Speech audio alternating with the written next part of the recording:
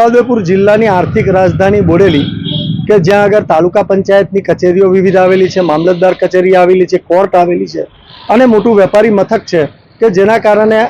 આ વિસ્તારમાં આજુબાજુના લોકોને પણ બોડેલીમાં આવવાની જરૂરિયાત ઊભી થાય છે। ખરીદી માટે આવે અને કોર્ટ કચેરીઓના કામ માટે આવે છે, પરંતુ પંચાયતી રાજમાં આ બોડેલીમાં ફૂટપાથોની સુંદર વ્યવસ્થા કરવામાં આવી હતી, પરંતુ વેપારીઓ આ ફૂટપાથો ઉપર પોતાના વેપાર ધંધાનું દબાણ કરી દે છે, જેને કારણે ફૂટપાથો ખાલી રહેતી નથી અને લોકોને રાહદારીઓને ઘણી મુશ્કેલી પડે છે ચાલવાની, જેને કારણે ઘણી વખત ઘર્ષણ થતા હોય છે અને ઘણી વખત અકસ્માતની ભીતિ થતી હોય છે। તો નગર પંચાયતના નગરપાલિકાના વહીવટકર્તાઓને અમારી એક જ અપીલ છે કે આ દબાણો જે થાય છે દિવસ દરમિયાન